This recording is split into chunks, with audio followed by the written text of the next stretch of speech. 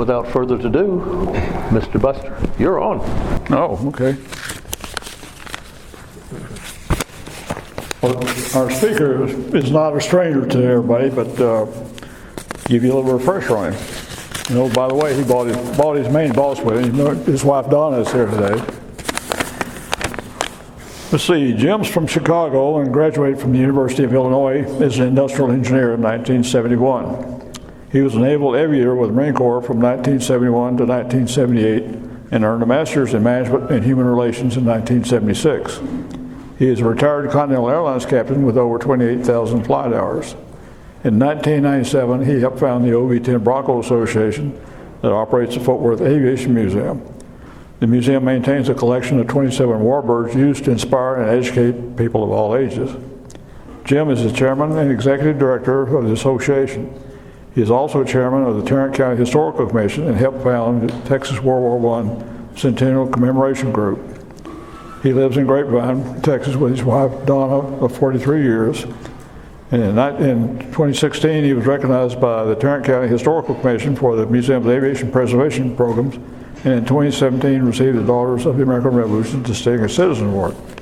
With that, please welcome Jim, and he'll please talk.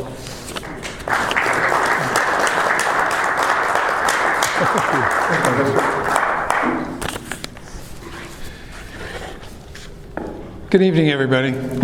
It's nice to be back before this group. We've got a presentation for you here tonight that's a little bit different than what normally takes place here. We have been working for the last few years on concept for a new museum. And as we looked at what has taken place in the past, we found that there were a lot of efforts that have taken place to bring a regional museum here that would showcase all of these developments that have taken place here in North Texas. You know, we have 108 years of aviation history here, and we have no place to showcase it other than our small museum in about 1,500 square feet in an old school building. We found over the years that we could do a better job of outreach if we had better facilities, bigger facilities, and other things that we could do in terms of programming. But we wanted to go back and look and see what the past efforts were like and why they may have failed. And I think for a lot of you, this is going to be a trip down memory lane. For some of you, it may be new. But the title of this is Let's Put Aviation History in Its Proper Place. And so we go from 1912 here all the way up to the current with an F-35. The impact of aviation here in North Texas is enormous. Now, if you've been at the museum, you've seen this cylinder, with each one of these BBs being an airplane that's been built here in North Texas. It's 70,000 aircraft and counting. And the direct impact, economic impact of those airplanes alone is $1 trillion. And that's just for starters. You know, that isn't all of the indirect impact and all of the other things, churches, schools, houses, roads, and all of the other businesses. In fact, if we go back to 1941 when we first started to build airplanes, 70,000 airplanes is 3.5 airplanes a day, every day for 78 years. And if we look at $1 trillion, that's $35 million a day, every day for 78 years. So that's a huge impact, and you can take that direct impact and you can double it or triple it to get some idea as to what the total impact is on an area. So today we've got over 600,000 jobs in the Metroplex are aviation-related jobs. That's 1 in 5. That's 20%. That's one of the highest percentages of anywhere in the United States. The other thing, and these are new numbers that we've just come up with, the total direct impact is $140 billion a year of aviation on North Texas. And that's just the big numbers. For instance, DFW provides about $44 billion a year. Alliance Airport, $76 billion a year. The JRB is like $6 billion. That's just small pocket change. But Alliance is now producing more to the economy than DFW is. DFW last year, 69 million passengers. They're increasing at about 7.5%. And if you heard the news last night, American Airlines and DFW are going to put in a whole new terminal, Terminal F. And so they're already at almost 1,000 flights a day, and with that, who knows? In terms of cargo that is moved through here, 2 billion pounds of cargo. So it's huge. It's just absolutely huge. Yet the thing that we fight at the museum is nearly 50% of the population here didn't live here 25 years ago and doesn't know about any of this. So this is the North Texas Aviation Museums. Bob just gave me a sheet. There's a lot more than this, but these are about 20 or so of all of the museums that are here locally. How many of these museums tell the story of aviation in North Texas? Just one, just the Fort Worth Aviation Museum, Bronco Association, Ford Air Controllers Museum, and the B36. Of all of these, we are the only museum that tells the story of aviation here in North Texas. The only one. We consider ourselves the keeper of our heritage here. The rest of these, all kinds of other interests, but none of them specifically to what took place here. So with that background, let's go back and take a look and see where the beginnings are of attempting to preserve the aviation history here in North Texas. And we go back to 1954. You all recognize that airplane, right? This picture was taken at Peacemaker Park at Greater Southwest International Airport. It was placed there in 1954. Most of you know the story about this airplane, right? So it was placed in 1954, and it was there until 1976. It was there for about 4 years after the airport closed. The airplane was heavily vandalized, and there were all kinds of plans at that point in time to try to save that airplane. You know many of these stories, but not everybody does, so we're going to go through the whole thing here. So from 1972 to 76, Greater Southwest B36 rescue effort took place, and was one of the first attempts at a museum here to house some of the aviation history. So there's the airplane sitting at GSW, and you can see they were doing some work on the airplane. I've seen various stories, but I understand that they were able to get one engine to start. One of the plans was to fly it over to DFW, 3 miles away, to fly it to DFW and have it be there. Another plan that came up through one of the engineers was to fly it over to Meacham Field and turn it into a flying museum at Meacham. This took years and years. The airplane became derelict. Like we said, it became vandalized. And essentially what happened is GSW closed, DFW opened. DFW eventually said, we don't want the airplane. And the city of Fort Worth said, if you don't move it, we're going to scrap it. So that's when we started up with the Museum of Aviation Group took over the project of moving the B-36. And that was after the Peacemaker Foundation was not able to get the airplane moved. So in '76, Southwest Aerospace Museum and Aviation Heritage Association got the airplane back over to right across the street from the Convair plant. In fact, they had a pretty impressive group of airplanes. How many of you were ever at this museum or saw the museum? A number of you, right? I mean, they had some heavy iron, B-52, KC-97, B-58, B-36. I still don't know how they managed to get some of those airplanes, because normally it would go through the Air Force, but this was not even considered a 501c3 until '83. So they had the airplanes, and there was an effort being made to attempt to build a building to house the history. They were on Air Force property. Okay, still, they were on Air Force property.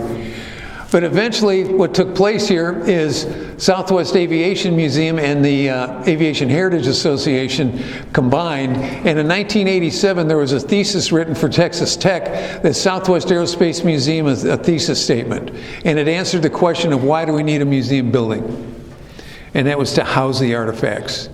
Now, I've seen some pictures showing one of the original World War I hangars was there. But apparently when this museum folded, that building was buried somewhere nearby. What they were looking at doing was a 200,000 square foot building for $10 million. That's 1987, which today would be approximately $22.5 million. It wasn't going to be fancy, but it was going to be a building to house the museum. And then in '91, the Southwest Aerospace Museum merged with the Aviation Heritage Association. And when we started to talk to Lockheed at the time about things that were taking place, they kept on telling us about the $300,000 that they had put into this organization to attempt to start up a museum. So we jump around just here a little bit, but in 1988, Frontiers of Flight Museum opened in the terminal building at Love Field. Again, it's kind of an eclectic museum.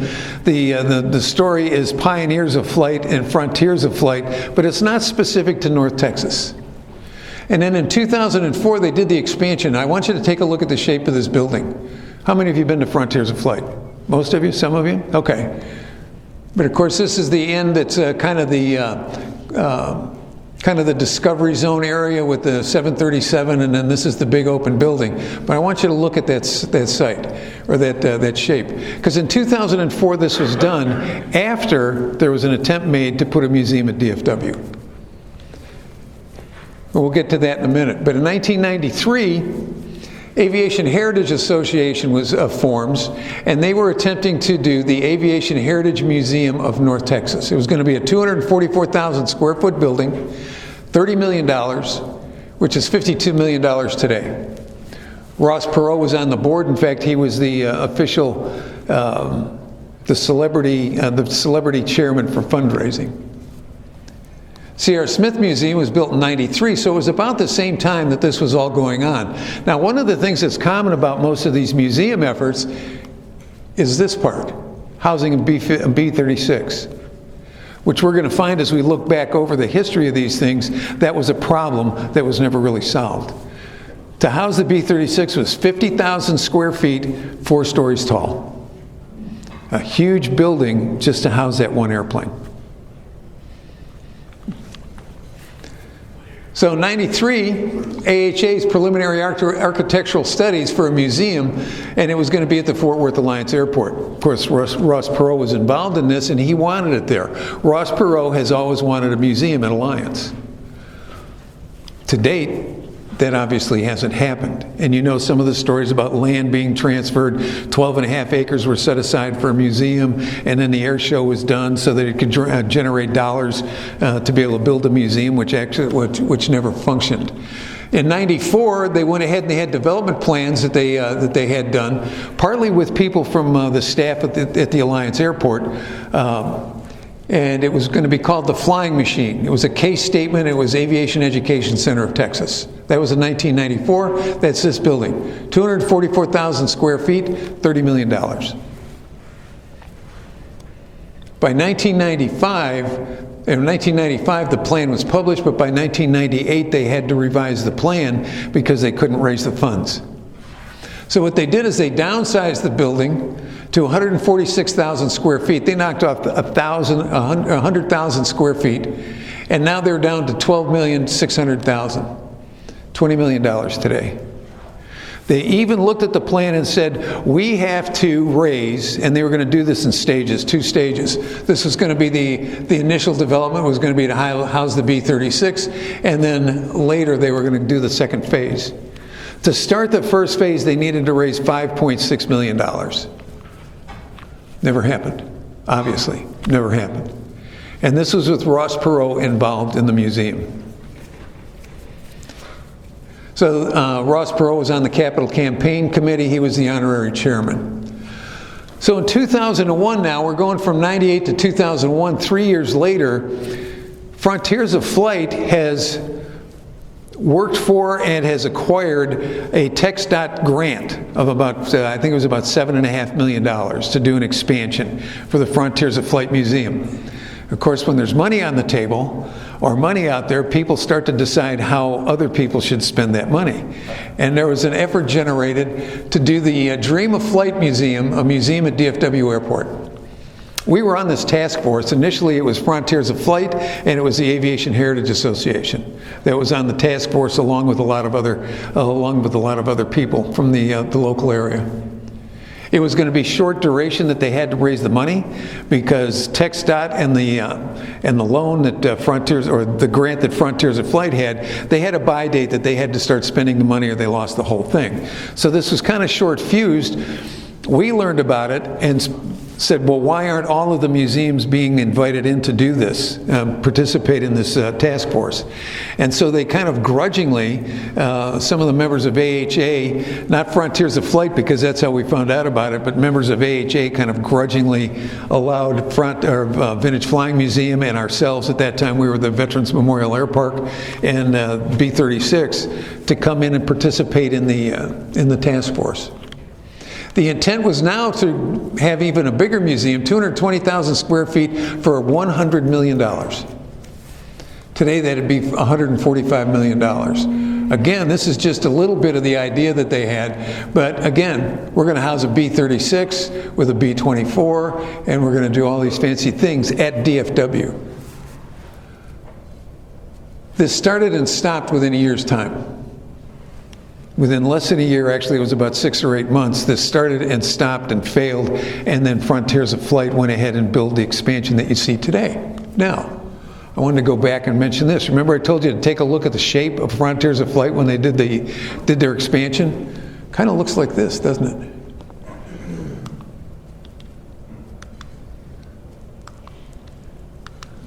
So I wonder where the idea came from. Just some of the things you find when you start looking back into all of this stuff, right? So, after the effort at DFW failed for a new museum, there are a number of other plans that came out as to what can we do now and what are we going to do. So one of them was in May of 2002. There was actually some interest and some plans done to do a B-36 museum at the JRB. This is when Paul Payne was the CO out there. It was very preliminary. There were some sketches done, but it never went much beyond that. About the same time, a little bit later in the year, there was a concept to do a canopy and a visitor and education center at DFW. It was going to be pretty much where the visitor center is today. It was going to be estimated at about 60,000 square feet. None of the documents or literature we have really talk about the space, just that it was going to be on several acres, but that this building was going to be about 60,000 square feet. It was going to cost $2.5 million. And then there was also a proposal about 3 years later to put the airplane at Meacham Field. There was talk with the Air Force Museum and what they would require to be able to put the airplane there, and eventually it was denied by the Air Force Museum as being inadequate. So this is in 2005. In 2004, there's a lot of stuff going on here between 2001 and 2006, 2008. But in 2004, we had been part of a group here. It was called NOTAM, North Texas Association of Museums, and as the Veterans Memorial Air Park, we started to talk to Vintage Flying Museum and the B36 group and some of the others and said, why don't we talk to the city about having one combined museum, maybe kind of a mall of museums idea, so everybody can tell their stories, but we can be in one location. And so we approached City Council and then the Aviation Advisory Board, and 2 years later, the city established the Mayor's Aviation Museum Task Force. I was told when I was on the committee that I was going to be the sergeant at arms, and I was there to make sure that AHA and the B36 Peacemaker Museum played nice together. Those were my directives from the city. So we went through a period of almost 2 years of looking at different plans, gathering history, looking at other things that took place. Lord Cultural was brought in, and they were paid by some of the oil and gas money that was coming into the city from the airports. Spent about $250,000 on a strategic master plan. Now, in 2006, we were formed, and the B-36 Peacemaker at GSW was transferred that was at GSW, was now at the plant, was then transferred to Pima. So in the process of this committee and deciding what we were going to do, the centerpiece of the museum was lost. And you all know some of the stories on that. So the strategic plan had to be reworked, and in 2008 it came out for the Fort Worth Aviation Museum, prepared by the Mayor's Task Force. Draft final proposal, 181,000 square feet. A little bit smaller than some of the others, but at $115 million, which is $137 million today. Again, these were designed to be big museums. This one was even going to be big enough to house the B-36. Even though the B-36 was gone, there was talk about we can get it back. And this is what the concept was after the B-36 was gone. This is the control tower at Alliance Airport. And the idea was to do this ring around where the control tower is, with having display areas out here and out on the ramp. Not many people have seen that picture. So in 2004, to generate local interest in the new museum, the Fort Worth Air and Space Museum Foundation, and this was their logo, designed an exhibit. And the exhibit was called Ascent: When Dreams Defy Reality, and it finally took place over at the Museum of Science and History. Leading up to this, AHA, the Aviation Heritage Association, essentially dissolved, and the funds that they had, which was about $900,000, went to the Fort Worth Air and Space Museum Foundation. That money was supposed to be used for this initial exhibit, with the intent that this exhibit potentially would travel around the country and generate dollars from the traveling effort to be able to pay the cost of the exhibit, but also to generate interest here in North Texas in having this new museum. They hired a fundraiser who was very proud of the fact that he said, I can raise $2 million in just a couple of months. After a year or more, he was lucky to have raised about $150,000. At no point in time when they built this exhibit, which was really quite extensive, covered about 5,500 square feet, 6,000 square feet at the museum. Although there were 46 different companies that were exhibited and shown in this exhibition, there was not $1 of sponsorship money that was asked for. Actually, they asked for money afterwards when they were in debt, and nobody would provide any funding. The city did. The city bailed out the foundation with a loan of about $2 million. The intent was, or the thought process was with City Council, and the story that they were told is that this exhibit will be able to go national, and within a period of a year or 2 years, we'll be able to get the money back, and we'll be able to repay the loan. Anybody have any ideas to where that exhibit traveled to? Exactly, it traveled to a warehouse down on the south side of Fort Worth, is where it went. It was a great trade show, but so many of the items in there, for instance, an engine from the Osprey, was loaned by Bell simply for the exhibition, but was not going to be part of the traveling exhibit. So in many cases, if you actually saw this or participated in it, it was really more like a trade show than it was an exhibition of aviation here in North Texas. By December of 2011, the Fort Worth Air and Space Museum Foundation ceased operations after defaulting on the loan to the city. The city at that point in time was ready to literally put dump trucks up to the warehouse and pile it all in there and put it all in landfill. And so we approached them with a project that we referred to as this Historic Aviation Preservation Project. The intent was, we said, if you're going to throw it out, wouldn't you like to know what you're throwing out? Let us catalog the items. So we took over the old portions of the office spaces at the terminal building at Meacham, and over a period of about 6 or 8 months, we cataloged over 3,500 pieces that had been in the collection. Things that had been donated to AHA 20 and 25 years prior. And so there was a body of items. So at least the city knew what they had. The city was hopeful then that once they had this list, that they were going to be able to go out and have it appraised and hopefully be able to recoup their funds. The appraiser, after thanking us for doing his work of cataloging everything, came back with appraised value of all the collection at $125,000. So the city once again was not going to get its money back. A lot of the items that were in the collection had been purposely built for the exhibition and things like that. So most of the collection was dispersed. Some of it's now at the archives. Some of it came to us at the museum, and much of that is now on display, for instance, at TCC. A lot of the artwork is at TCC. Some of the offices here at Meacham kept bits and pieces of it here and there. But essentially it was dispersed, other than some of the pieces that we control right now, like the A-12 mock-up and the BT-13, as well as some other documents and things like that. The A-12, for instance, we have been trying for a number of years now to try to get some kind of a cover over it and preserve it, because it's not getting any better sitting outside the way it does. We went to Meacham not too long ago, a couple of years ago actually, and to the aviation department and said, will you do anything to help us preserve this thing or then be able to do something? And they said no, and if you don't want it, we'll dispose of it. That's the only piece of that history of here in Fort Worth of the A-12 is the mock-up. So we continue to work to do something, and we're getting very close to getting the wings on it, and once we do that, we're going to cocoon the airplane. So now in 2009, I know I'm jumping back and forth here a little bit, but it's necessary to try to keep the topics together. In 2009, Jim Cavanaugh at the Cavanaugh Flight Museum was proposing an alliance expansion project. He had a group called FRD, which is Freeman Design out of Australia, come in and do a proposal for them for the North Texas Aviation Heartland Museum, a vision for the future.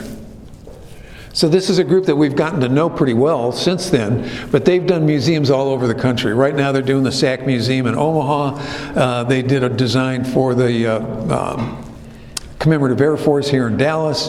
They've done a number of different things. The Railroad Museum in Dallas. So we know these people very well, and they do some really, really great, innovative, interactive stuff. But they put together this proposal for Cavanaugh, and the intent was that he was working with the Perot Group, and this museum, the Cavanaugh Museum, was going to move to Alliance, and it was going to be a flying museum at Alliance. Again, Perot wanted to have a museum at Alliance. Cavanaugh decided never to proceed with the project, and he stayed in Addison. In 2011, after we had gotten to know the people from FRD, and after we started to do in 2011, after the Fort Worth Air and Space Museum Foundation folded and ceased operations, we started to look at what we had and what we could do in terms of design proposals or expansion proposals where we were at, where we still are today. So in 2011, after looking at a number of different things, we looked at doing something similar to a C.R. Smith Museum and those kinds of things. We started to look at, and we went back and worked with FRD, and we kind of reworked what they had done for Cavanaugh for the North Texas Aviation Heartland Museum. So the intent was, and this is our present location now, was to utilize about 11 acres and build out the museum where we are. But take that space that we use for parking for hops and props out towards the back. So we could display all the airplanes, we could have a big museum up here, parking lot, and all the rest of the things. This was a 2011 design that we started out with. And then so using the FRD Cavanaugh design plus concepts from GFF Architects of Dallas, a new proposal for a North Texas Aviation Heartland Museum was developed and proposed.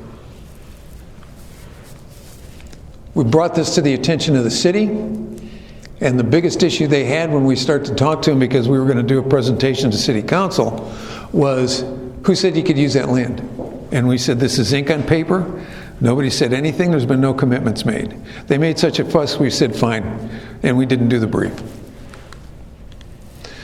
So, after more years of work, after more years of working on proposals, after more work at looking at what other people have done, not only here but all around the world, we're starting to look at what we're referring to as an initiative on the North Texas Aviation Museum. NOTAM is a working title. Some people like it, some people don't think it's very good. But that's not important. What is important is that in January of 2019, we started to talk to TCC and Alliance. There are a number of, here within the United States, there are 450 what are referred to as academic museums, which is a combination of a college, a university, and a museum of some sort. A lot of them are natural history museums or art museums, but there are a number of other types. So what we started to look at, and then we started looking around the world, we found that what we were proposing was a partnership between TCC and ourselves and Alliance Airport, and it would be the only academic museum associated with an aviation museum, aviation school at an airport in the world. Only one. The heart of it is this portion right here, which is actually a science center. Now, what we proposed is to try to recreate some of the landmarks that are gone. So we looked at doing a series of 2 or 3 recreations of World War I hangars that could be used for individual things, whether one could be an event hangar, another one could be a restoration hangar, another one we were talking with a group, an RAF Foundation group out of Dallas that thought they'd like to do one just as a kind of a Duxford here in the United States. But we've talked to a number of different people. The heart of it is this, because the idea with the school is that this building would contain classrooms, auditoriums, restaurants, display area, workspace, galleries that TCC presently does not have. And the idea would be to share the space. When they need space in the evenings, the museum would be closed so we could do some combined efforts. There are a lot of benefits to us combining efforts with them. Hillwood, again, has said, well, we'll provide land as long as you provide a high-profile design and high-profile backers. And so that's kind of where we are. So in February, I believe it was February, it may have been March, we signed a letter of agreement with TCC, and that letter of agreement is that we are formally have a partnership with TCC to provide programming and combined efforts at educational programs. TCC does not have a good outreach program to the community. Their attitude is, we fill all of our classrooms, we don't need to go out and generate more interest. Our intent with them was, we'll be the big end of the funnel and talk to all of the schools and all the people in the area and generate an interest in aviation, and then we can funnel them in through the school. Because the intent with the Science Center is to be able to have opportunities for people to experience flight in any number of different ways. And there have been lots of concepts for this. Has anybody been to the USS Midway Museum out in San Diego? Okay. The hangar deck is full of what? Simulators, right? So we could do simulators, we could do zip lining, we could do any number of different things to provide people an opportunity for flight. So we've got a new business model for this as opposed to normal museum business models that we think will be successful and help derive earned income as opposed to just looking for philanthropic endeavors. This museum in total, the Science Center would be about 50,000 square feet, and the other buildings would comprise 20 to 30,000 square feet. One of the things that we've found over the years in our studies is that a normal history museum, like what we are right now, or what the Military Museum of Fort Worth is down in the stockyards, and some of those types of museums, is that they will normally generate on average about 40,000 visitors a year. A Science Center, on the other hand, generates on average 240,000 visitors a year. So this would be a destination where people would come not only for a day, but potentially for more than a day. And it would fit in with all of the other things that are here in the local area in terms of the stockyards or the other cultural activities and events here locally. So this is what's been proposed. I can tell you that we have talked to TCC about this with the president of Northwest Campus, and her response to all of this after we looked at it is, this is viable. We're going to take this to the chancellor. We talked to the people who are the real estate development people within Tarrant County College, and the response to them was, this makes sense. And we're going to, at some point here in time, take it to the chancellor for his view. He sees a lot of proposals. The proposal here that's attractive to them is that this would be built on land that's at Alliance Airport that TCC owns, but they would not be putting any money into the operation. They'd be providing land, and we would have to go out and fundraise. And the Perot Group is willing to come in and help, but only after we've shown a good effort at being able to generate funds from other sources. So this is just a little bit of a recap so you can kind of get an idea of the different efforts that have taken place since '87, and considering that we go back to 1954. So since 1954, we've been attempting to have a museum here, and so far there still is not, other than the little one that we have at Meacham, we do not have a substantial museum here that can really do the outreach to the community. Boeing and Airbus have both done studies that have been released within the last year that say over the next 20 years there will be a shortfall in pilots, cabin crew members, technicians, and ground support people of nearly 1 million people worldwide. So a museum like this can do a lot towards bringing these people in, generating their interest in aviation, and getting them into a place like TCC where they can be trained as part of the workforce. Any questions about any of this stuff? It's just kind of a breakdown so you can see all the things we've talked about so far. So how are we going to do this? Well, number one, what we found is the reasons all of the others failed have been essentially for two reasons. Number one, the B36 and what it was going to take to maintain that, keep the airplane here, and then house it and restore it. And I know a lot of you have done work on that airplane. So that part of the equation isn't here. That solves one of the problems. In fact, most of those efforts, if you looked at them, centered the attention of the museum on the B36.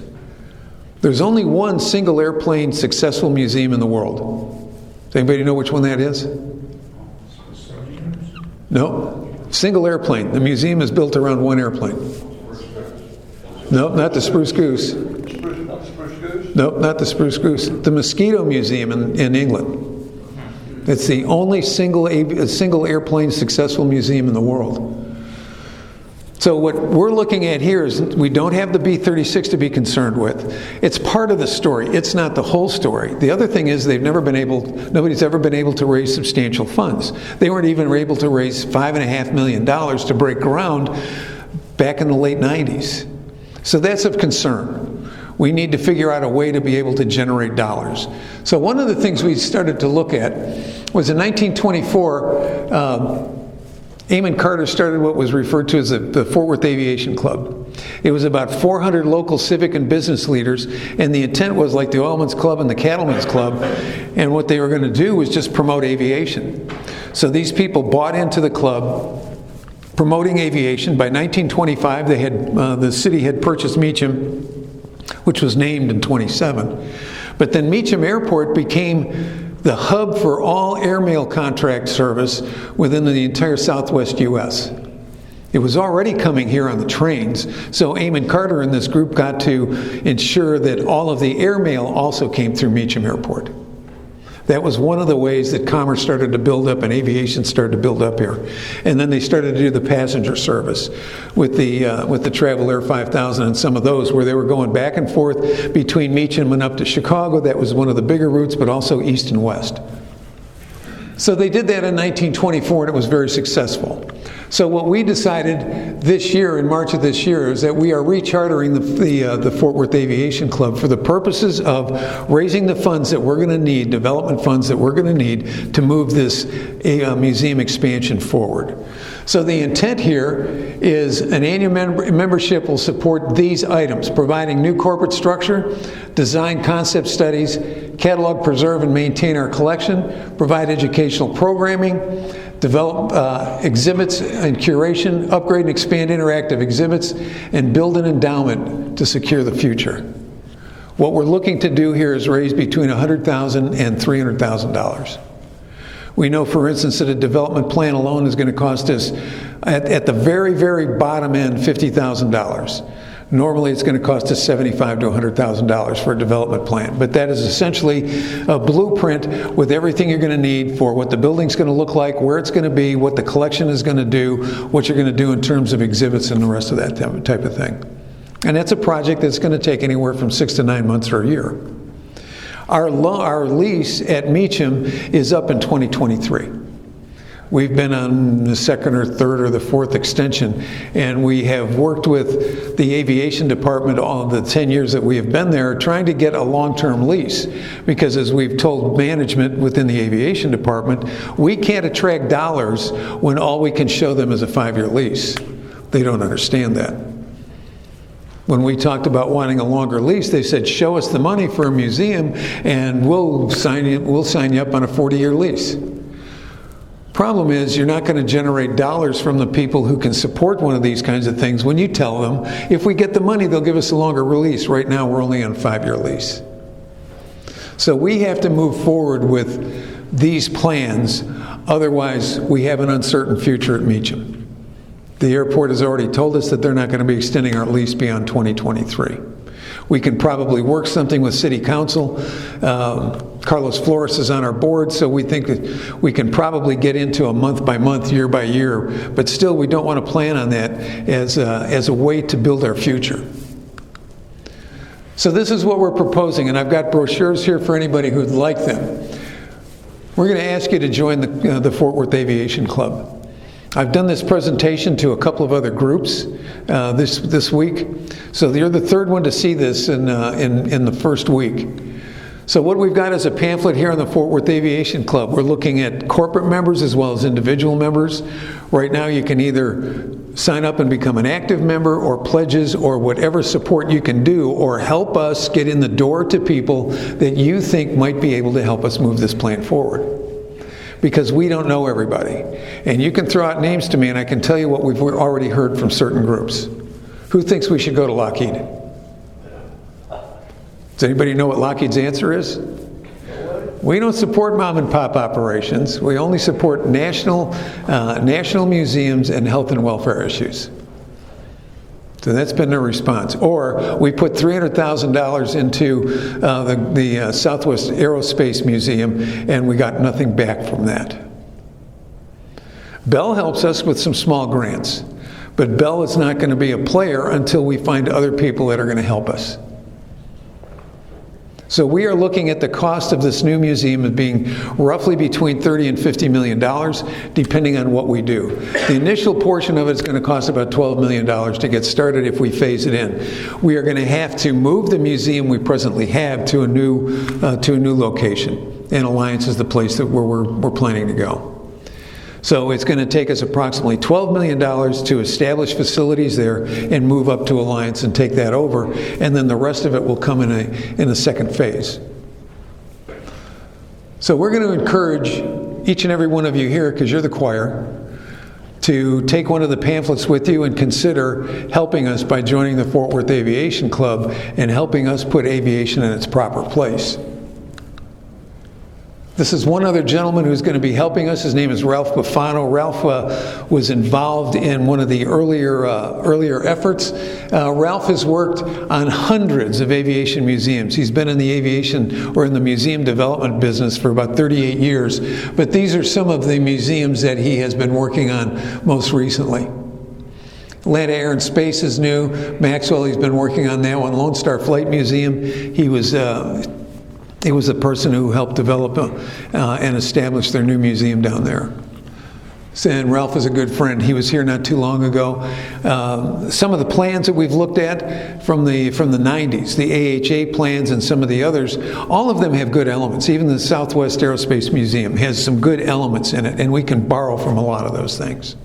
So we don't really have to go out and prove that there's sufficient people here, because in 93 and 94, they felt there were sufficient people for a 181,000 square foot, or a 240,000 square foot museum that was going to cost $30 million.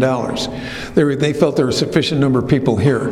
Well, I can guarantee if there were sufficient people here in 93, there's more than enough people here now, with the growth that's taken place over the years.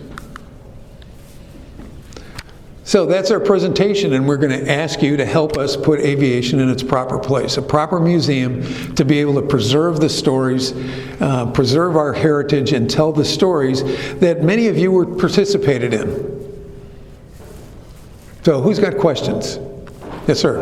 One of them is the B36 lost to us for always. I would say that's pretty much the case.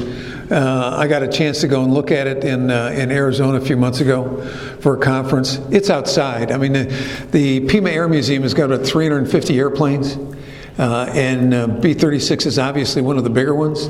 It's outside, and frankly, I don't know that we would ever get it back from there. It would be enormously expensive. Second question. Yeah. What is the position of Fort Worth, the city of Fort Worth, towards this? Are they just kind of put hands off, or what?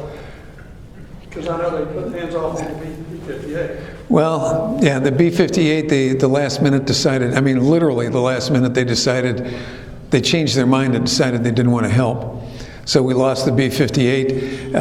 There are many people within city government who are still hurting over the $2 million loan. And so a lot of people have just said the city is going to wash its hand. If the people of Fort Worth want an aviation museum, they're going to have to support it and build it themselves. That's kind of the attitude. Although I can tell you from some of the meetings that we've had, some of the strategy meetings that we've had, we feel fairly certain that if we can find the right people and the right groups and generate some amount of the money, that Lockheed will come in with some money, Bell will come in with some money, the city will come in with some money, because they're not going to want to look bad because they didn't come in. But we've got a lot of work to do before we get to that point.